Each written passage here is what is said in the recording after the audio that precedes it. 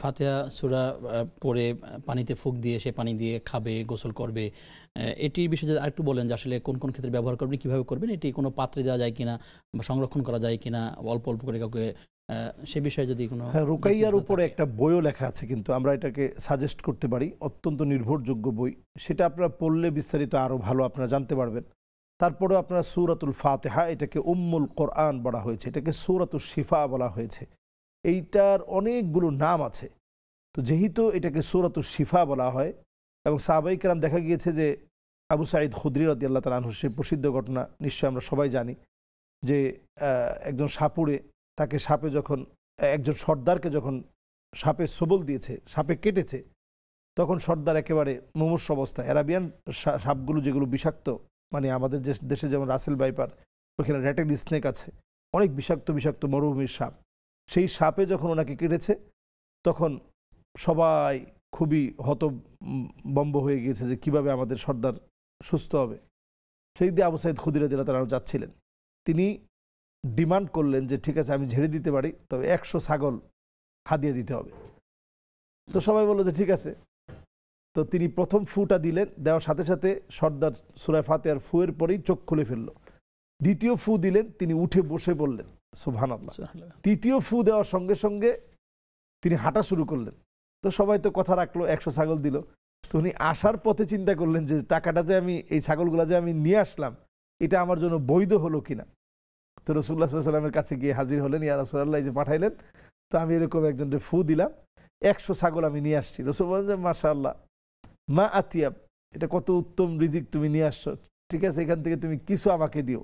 রিদওয়ানুল্লাহি আলাইহিম আজমাইন এটা বলা বলি শুরু করতেছিল যে এতগুলো ছাগল পেয়ে গেল। তা আসলে এটা কেন করা হলো? এটা এই জন্য করা হলো যে সর্দার সে মুমূর্ষ অবস্থায় ছিল, এটা কোরআনের আজমত বোঝানোর জন্য, যে কোরআনুল কারীম এতটা পাওয়ারফুল, এই কোরআন পড়ে ফু দিলেই মানুষ সুস্থ হয়ে যায়, এই কোরআনের আজমত বোঝানোর কারণে। এবং দেখা গিয়েছে যে হাদিসের ব্যাখ্যাটা পড়লে বোঝা যায় যে পরবর্তী সময়ে ওই কওমের লোকেরা তারা কালেমা পড়ে মুসলমান হয়ে গিয়েছিল। যে কোরআনের এই এজাজ বা মিরাকেল, এই কোরআনের অথেন্টিক, কোরআনের এত পাওয়ার দেখে তারা তখন কালেমা পড়ে মুসলমান হয়ে গিয়েছিল। তো মূলত এটা ওনার একটা দাওয়াতি কৌশল ছিল। তো যদি উনি বলতো যে ঠিক আছে অসুবিধা নাই, ঠিক আছে তোমাদের সর্দারকে নিয়ে আসো, আমি ফু দিয়ে দিই, তাহলে এটা ওনাকে ওই পর্যন্ত যেতেই দেওয়া হতো না। কারণ অনেক এর আগে অনেক বড় বড় কবিরাজ, অনেক বড় বড় আরবের গণক, অনেক বড় বড় আরবের যারা তান্ত্রিক, এটা আমাদের দেশেও আছে স্বাভাবিকভাবে। ডাক্তারের চিকিৎসার ফি যদি কম হয় তাকে চিকিৎসাই করান না, মানে দেখান না, যত বড় কড়াকড়ি থাকে, ডিমান্ড থাকে, বা তার ওরকম চিন্তা থাকে, বা কোনো একটা দোকানে যদি বেশি দাম হয় তখন এটাকে ডিমান্ড অন্যরকম হয়। বিষয়টি আসলে এরকম কিনা? হ্যাঁ, এরকমই ছিল, কিন্তু এটাকে কোনো এইভাবে ব্যাখ্যা করার কোনো সুযোগ নেই যে কোরআন বিক্রি করে তিনি টাকা নিলেন। মাআদাল্লাহ, কোরআন বিক্রি করে কোনো টাকা হয় না।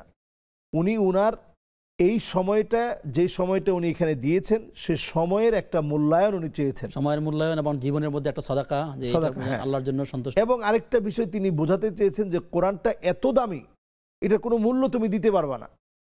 তার মানে তোমার সর্দার মরে যাওয়ার সময় আমি একটা সূরাতুল ফাতিহা, যেটা সবার মুখস্থ আছে, সেই সূরা ফাতিহা পড়ে ফু দিয়েছি, এটাতে আল্লাহ তাআলা শেফা দিয়েছে, এটার কারণেই তোমরা আমাকে 100টা ছাগল দিয়েছো। তার মানে কোরআন বিক্রি করে আমি টাকা নিইনি, বরং এই কোরআনের যে এজাজ রয়েছে, মিরাকেল রয়েছে, আমি এই মিরাকেল কোরআন দিয়ে যে সময়টুকুন দিয়েছি, ওই সময়ের একটা ওয়াজিফা হিসাবে আমার ডিউটি, একটা চার্জ আমি নিয়েছি।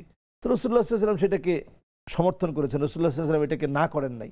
এজন্যই আমরা যদি ওয়াজিফা হিসাবে আমাদের কাজ, আমাদের ডিউটি, আমাদের সময়, শ্রমদান, সেটা হিসাবে যদি পারিশ্রমিক নিয়ে থাকি, যারা রাকি আছেন, রাকিরা লম্বা সময় লাগে।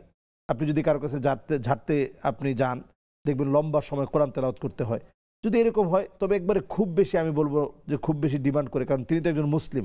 আর ওই সর্দারের যে ঘটনা ঘটেছে, তারা অমুসলিমদের সাথে মুসলমানদের সৌন্দর্য বোঝাতে গিয়ে তিনি সেখানে 100টা ছাগল নিয়েছেন।